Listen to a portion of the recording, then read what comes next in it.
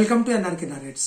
దేవుని పరిశుద్ధమైన ప్రశస్తమైన నామానికి స్తుతులు స్తోత్రాలు. మీ అందరికీ నా వందనాలు తెలియజేస్తున్నాను. మీ అందరికీ శుభ శుక్రవార శుభాకాంక్షలు, గుడ్ ఫ్రైడే విషెస్ తెలియజేస్తున్నాను. ఈ లోకంలో మనుషులు చనిపోతే అశుభంగా భావిస్తారు. మనుషులు చనిపోతే వారి చరిత్ర ముగించబడినట్టుగా భావిస్తారు. మనిషి చనిపోతే ఇక ఓడిపోయినట్టుగా భావిస్తారు. అయితే యేసు ప్రభువారు, పరలోకంలో దేవుడిగా కొలవబడిన యేసు ప్రభువారు ఈ లోకంలో మనుజావతారుడిగా పుట్టి 33.5 సంవత్సరాలు ఈ లోకంలో జీవించి ఏ పాపం అంటకుండా, ఏ దోషము తన దరి చేరకుండా జీవించి పవిత్రమైన తన పావన రక్తాన్ని కలువరి శిలువలో కార్చి మన కొరకు, ప్రపంచ మానవాళి కొరకు చనిపోయారు. ఆ శుభ శుక్రవారం రోజు, ఆ గుడ్ ఫ్రైడే రోజు చనిపోయారు. ఎవరైనా చనిపోతే అశుభం అంటారు కదా, యేసు ప్రభువారు చనిపోవటమే శుభకరం. ఎందుకంటే యేసు ప్రభువారు చనిపోవటం ద్వారా ప్రపంచ మానవాళికి శుభప్రదమైన ఆనవాళ్ళు, అంటే పరిశుద్ధమైన ఆనవాళ్ళు వచ్చింది. యేసు ప్రభువారు చనిపోవటం ద్వారా ప్రపంచ మానవాళి పాపాలు పరిహరింపబడి పరిశుద్ధులంగా మార్చబడ్డారు. యేసు ప్రభువారు మరణించటం ద్వారా చరిత్ర ఆరంభం అయిపోయింది. చరిత్ర మరొకసారి ఆరంభమైపోయి అది పరలోక మార్గానికి ఒక వారధిగా, సారథిగా ఆ శిలువ మారిపోయింది. యేసు ప్రభువారు చనిపోవటం ద్వారా మరణం అనేది ఓడిపోయింది. మరణం అనేది ఓడిపోయి మనందరము మరణము జయించిన విజయశీలులంగా మారిపోయాం, మార్చబడ్డాం. వీఆర్ విక్టోరియస్ పీపుల్ అయ్యాం. అపవాది, లోకం, పాపం వీటన్నింటినీ యేసు ప్రభువారు జయించి మనకు జయకరమైన జీవితాన్ని అందించారు. అందుకే ఇది శుభ శుక్రవారం, గుడ్ ఫ్రైడే విషెస్. అంటే యేసు ప్రభువారు చేసిన త్యాగాన్ని గుర్తు చేసుకుంటూ బాధపడటం కంటే యేసు ప్రభువారు మనకు అందించిన యొక్క శుభప్రదమైన వాటిని తలుచుకొని ఆనందపడి, నన్ను పాపినైన నన్ను రక్షించుటకు ఆ పరలోకం నుంచి వచ్చి ఏ దోషం లేకుండా నువ్వు చనిపోయి నా దోషములు భరించావని సంతోషించడం అనేది గొప్ప విషయం. అందుకనే యేసు ప్రభువారి మరణం అనేది మనకు శుభవార్త, అది గెలుపు. కలువరి శిలువలో యేసయ్య గెత్సెమనే తోటలో అతను గురువారం సాయంకాలం బహు వేదన పడ్డారు. సో ఆ వేదన పడ్డ తర్వాత శాస్త్రులు, పరిసయ్యులు, రోమా సైన్యం వచ్చి అతన్ని పట్టుకొని తీసుకువెళ్ళిపోయింది. 6 చోట్ల అన్నా, కయఫా, సన్హెడ్రీను, హేరోదు, పిలాతు ఇలా 6 చోట్ల అన్యాయపు తీర్పును యేసు ప్రభువారు అనుభవించారు. ఆ రాత్రంతా ఇబ్బంది పడ్డాడు. రాత్రంతా పెద్దగా నిద్ర లేదు. ఏదో కొద్దిసేపు ఎక్కడో ఆయన రెస్ట్లో ఉంచారు, కానీ మిగతా అంతా ఇక్కడికి అన్యాయపు తీర్పు కోసం ఆయన్ని 6 చోట్లకు తిప్పారు. ఉదయకాలమే లేచి తెల్లవారుజామున అందరు గమ్ముకుడి సిలువేయడని పిలాతు దగ్గర వాళ్ళందరూ కేకలు వేశారు. ఏ రోజైతే మట్టలాదివారం రోజు యూదుల రాజుకు జై, రాజుల రాజుకు జై అన్న వాళ్ళే అదే నోర్లు సిలువేయడని కేకలు వేయడం జరిగింది. ఆ తర్వాత ఆ ఉదయకాల సమయంలో తెల్లవారుజాములో అతన్ని పిలాతు నా తప్పైతే ఏం లేదని అతని చేతులు కడుక్కొని మీ మాట చొప్పున అతనికి సిలువను అప్పగిస్తున్నానని మహాశ్రమలకు గురి చేసి అతన్ని బాగా కొట్టి అతన్ని సిలువ మోపిస్తారు. ఆ సిలువ మోపించిన తర్వాత 6 గంటల ప్రాంతం నుంచి సిలువ మోస్తూ 9 గంటల ప్రాంతాలకి కపాలబనబడిన స్థలం కలువరి కొండ పైన అతను చేరుకుంటాడు. యెరూషలేము పుర వీధుల్లో, ఆ వీధుల్లో ఆ మోయలేని బరువును, సిలువను మోస్తూ అక్కడికి చేరుకుంటారు. అక్కడికి చేరుకున్న తర్వాత అతన్ని బాగా హింసించి, అతని బట్టలు ఒలిచి, అతని పెడరెక్కలు విరిచి, అతని కాళ్ళు కట్టి, సిలువకు మేకులు కొట్టి అతన్ని దాదాపు 9 గంటల ప్రాంతంలో యేసు ప్రభువారిని సిలువలో వేలాడదీస్తారు. దాదాపు 6 గంటలు, 6 hours, 6 గంటలు సిలువపై వేలాడారు. ప్రాణం పోలేదు. అతని చేతులకు మేకులు కొట్టారు, కాళ్ళకు మేకులు కొట్టారు. ఇలా హింసించి ముళ్ళ కిరీటం పెట్టి 6 గంటల పాటు ఎండలో యేసు ప్రభువారు వేలాడారు. ఈ 6 గంటలు వేలాడే సిలువలో 7 మాటలు పలుకుతారు. 7 అనగా సంపూర్ణం.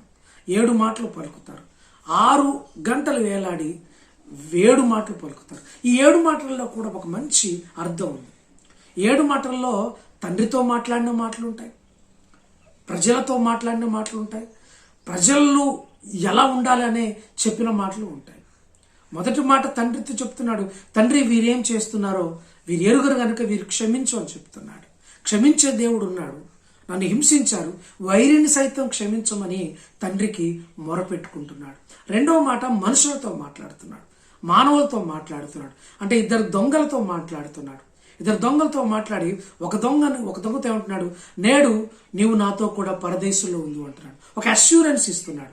ఆయన మరణం కానీ లేకపోతే ఆయన త్యాగం కానీ మనందరినీ పరలోకానికి తీసుకెళ్తుంది. ఎవరైతే ఆయన యందు విశ్వాసం ఉంచుతారో, ఎవరైతే ఆయన యందు నమ్మకం కలిగి ఉంటారో, ఆయన రాజని, ఆయన మెస్సయ్య అని ఎవరైతే గుర్తిస్తారో వారికి ఆ విశ్వాసం చూపుతారో వారికి ఒక పరలోకపు భాగ్యం ఉంటుందని ఒక అష్యూరెన్స్ ఇవ్వబడింది. మూడవ మాట, అమ్మా ఇదిగో నీ కుమారుడు, అమ్మా ఇదిగో నీ తల్లి అని యోహాను గారికి తన తల్లి అయిన మరియకు చెప్తున్నమాట. తన చివరి క్షణంలో కూడా ఈ లోకపు తల్లిదండ్రుల యొక్క బాధ్యత యేసు ప్రభు వారు మరవలేదు. మరియ తల్లిని తన ప్రియమైన శిష్యుడి యోహానికి అప్పగించారు. సో ఈ లోకంలో మనము బాధ్యత కలిగి ఉండాలి, బంధాలు కలిగి ఉండాలి, తల్లిదండ్రులను ప్రేమించాలి. 10 ఆజ్ఞల్లో ఉంది కదా, నీ తల్లిదండ్రులు సన్మానించుము దీర్ఘాయుష్ కలుగుతుందని. సో బాధ్యతలు మర్చిపోవద్దు, రెస్పాన్సిబిలిటీస్ మర్చిపోవద్దు అనే విషయాన్ని అడగదు. అంటే ఒక ఒక ఒక ఒక కన్సర్న్ కలిగి ఉన్న ఆ యేసు ప్రభు వారు మనకు కనపడతారు. మనుషులతో మాట్లాడుతున్న ఆ మాటలు కనపడతారు. 4వ మాట మళ్ళీ దేవునితో మాట్లాడుతున్నాడు, ఏలి ఏలి లామా సబక్తాని, నా దేవా నన్నెందుకు చేయి విడిచావు. ఇది గెత్సెమనే తోటలో చేసిన ఒక ప్రార్థనకు సాదృశ్యంగా ఉంది. నా దేవా సాధ్యమైతే ఈ గిన్నెను నా నుండి తీసివేయమని చెప్పిన మాట. అంటే ఎందుకు నన్ను చేయి విడిచావంటే ప్రపంచ పాప భారం అంతా తనపై పడుతున్నప్పుడు ఆ పాప భారాన్ని పరిశుద్ధుడైన దేవుడు చూడలేక యేసు ప్రభు వారితో లింక్ కట్ చేసుకుంటాడు, సంబంధం తెగిపోతుంది. ఆ భారం చాలా ఇబ్బంది అయిపోయింది. అది ఆయనకి ఇబ్బంది అయిపోయింది. అంటే సిలువను మోయటం పెద్ద ఇబ్బంది కాదు, సిలువలో వేలాడటం పెద్ద ఇబ్బంది కాదు, దెబ్బలు తినటం, గాయాలు పార్చబడటం, శరీరము నాగట్టి సాలవలే దున్నబడటం పెద్ద ఇబ్బంది కాదు. కానీ ఆయనకు పెద్ద ఇబ్బంది ఏంటంటే తండ్రితో ఎడబాటు. ఆ ఎడబాటు ఇబ్బంది అయిపోయి నా దేవా నన్నెందుకు చేయి విడిచావని చెప్పారు. ఈరోజు ప్రపంచ మానవాళి చేయి పట్టుకోవటానికే తండ్రి దేవుడు యేసు ప్రభు వారిని విడిచిపెట్టాడు. ఒకవేళ తండ్రి దేవుడు యేసు ప్రభు వారిని విడిచిపెట్టకపోతే మనందరము ఎవరు చేయి పట్టుకొని వెళ్లాల్సిన అవసరం అసలు లేదు. ఇక అంటే ఎటుపోయే వాళ్ళము. అంటే ఒక మనకు మార్గం చూపటానికి యేసు ప్రభు వారి చెయ్యి తండ్రి విడిచిపెట్టాడు. అలాగే ఐదవ మాట నేను దప్పిగొనుచున్నాను. I thrust దప్పిగొనుచున్నాను. యేసు ప్రభు వారు చెప్పాను కదా, మానవ స్వరూపము కలిగిన వాడు. మనుషులకున్న ప్రతీది ఆయనకుంది. ఆయన దాహమైంది. నడి ఎండలో 6 గంటల పాటు ఆయన్ని నిలవబెట్టారు. అసలు వాటరే పెద్దగా తీసుకోలేదు.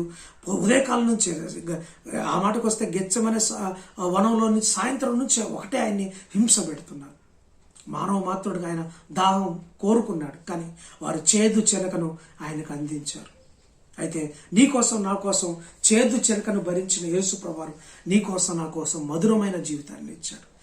ప్రపంచ మానవాళి చేదును, ప్రపంచ మానవాళి పాపమును పీల్చుకొని మనకు మధురమైన, తీయనైన, శుద్ధమైన జీవితాన్ని అందించడానికే ఆయన ఆ చేదును భరించాడు. ఆ దాహం కోరుకున్నాడు. అంటే ప్రజల యొక్క ఆత్మ దాహము ఆయనలో కనపడుతుంది. అంటే ప్రజలను రక్షించాలి, ఆత్మలు రక్షించాలి, నరకానికి పోకుండా, అపవాదికి దాసులు కాకుండా ప్రపంచ మానవాళి పాపాన్ని మొత్తం పరిహరించాలనే దాహం, ఆ తృష్ణ, ఆ దప్పిక అతన్ని కలిగి ఉన్నాడు.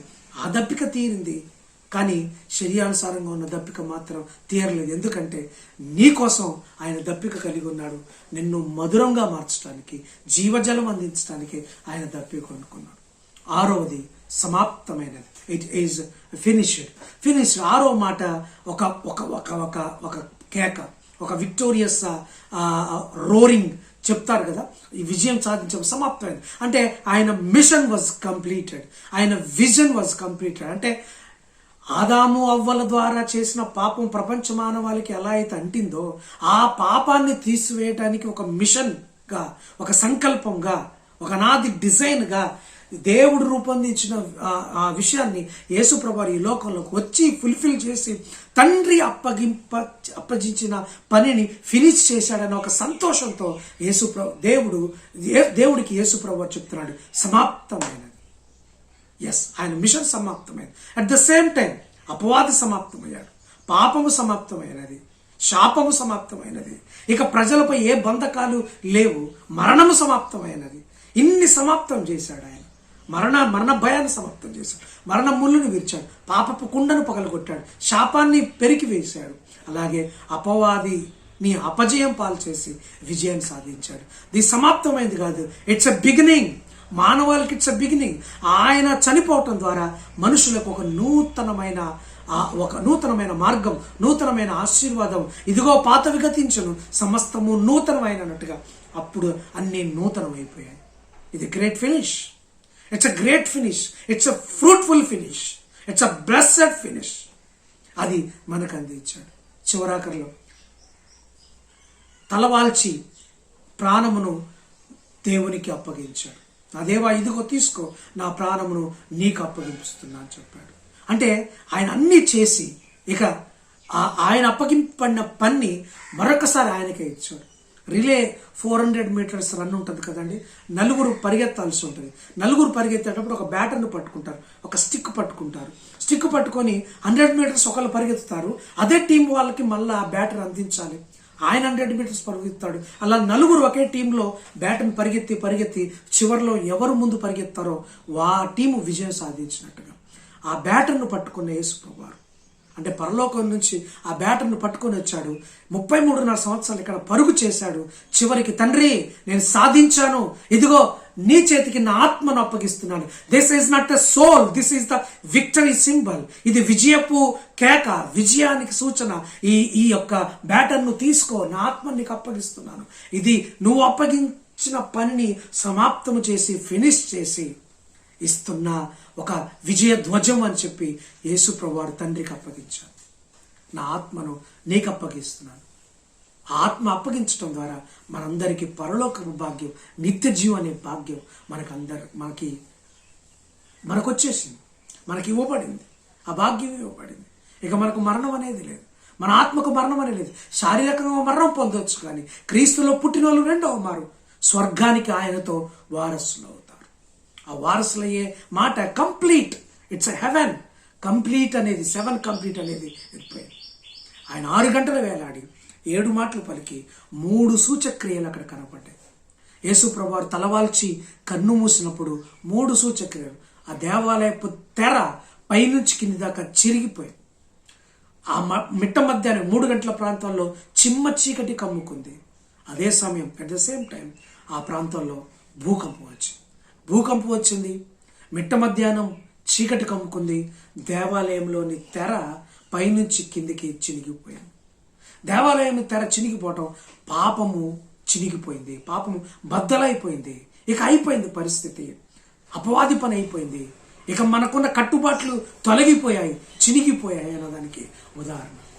ఆ చీకటి పట్టం అంటే మిట్ట మధ్యాహ్నం చీకట్లు కమ్ముకోవటం అనేది యేసు ప్రభువారు చనిపోవటం ద్వారా ఇక చీకట్లు తొలగిపోయాయి, పాపపు చీకట్లు తొలగిపోయాయి, లోకపు చీకట్లు తొలగిపోయాయి. నిత్య వెలుగు మన మీద ప్రసారం చేసినందుకు గుర్తుగా ఆ చీకటి వచ్చింది. భూకంపం షేక్ అయిపోయింది.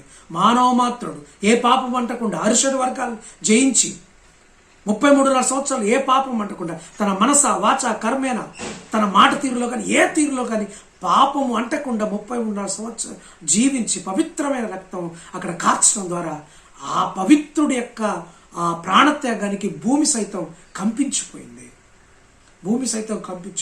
అపవాది ఓడిపోయాడు, అపవాది చితకొట్టబడ్డాడు.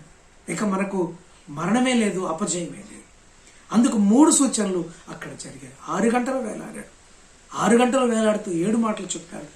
7 మాటలు 3 సూచక క్రియలు మనకు జరిగించి మనకు ఒక గొప్ప గ్రేట్ అస్యూరెన్స్ ఇచ్చారు. అది గుడ్ ఫ్రైడే సందేశం. ఆ గుడ్ ఫ్రైడే శుభ శుక్రవారం రోజు మనందరం సంతోషంగా ఉండాలి. చాలా మంది బాధపడటం ఎందుకంటే ఆయన త్యాగం, ఆయన ప్రేమ కోసం బాధపడటం, కానీ సంతోషించాల్సిన సమయం. It's a joyful time. ఎందుకంటే మన పాపాన్ని తీసివేసి మన దోషాన్ని భరించి మనకు పరలోకపు నిత్య భాగాన్ని, తండ్రితో వారసత్వాన్ని, పరలోక పౌరసత్వాన్ని ఇచ్చినందుకు సంతోషపడాలి. అందుకే ఇది శుభ శుక్రవారం. It's a good Friday. It's a good news for everybody. It's a good news for world. ప్రపంచ మానవాళికి గుడ్ న్యూస్ శుభ శుక్రవారం. ఆ శుభ సందేశం నువ్వు అందుకున్నావా? అందుకుంటే సంతోషించు. ఒకవేళ నువ్వు ఆ శుభ సందేశం అందుకోకపోతే స్వీకరించు. It's a good news for everyone, irrespective of caste, irrespective of religion, irrespective of anything. నువ్వు ఎవరివైనా, it's a good news for all. It's a good news for all. రక్షణ ఆ కాడి కిందికి వస్తే గనక అందరికీ ఆ రక్షణకు అవకాశం ఇవ్వబడుతుంది. లోక రక్షకుడు ఈ లోకంలో పుట్టినట్టుగా లోక రక్షకుడు రక్షణ అందిస్తాడు. ఆ రక్షణ తీసుకొని రా. శుభ శుక్రవారం సంతోషించు. ఆ సంతోషంలో నువ్వు కూడా పాలు పంపులు పొందుకో. దేవుడు నిన్ను మనందరినీ దీవించును గాక. God bless you. ఆమేన్.